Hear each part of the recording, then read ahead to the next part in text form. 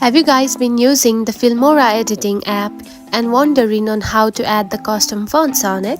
Then don't worry. In today's video, I'm going to show you how to add the custom fonts in the Filmora app.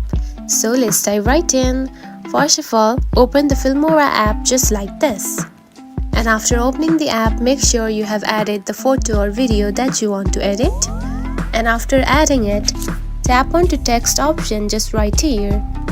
Now select it, and after that tap onto T, add just right here. Now tap on it. Now to add the custom fonts, you need to add a text first, just like this. Add a text, and now you can see a text has been added.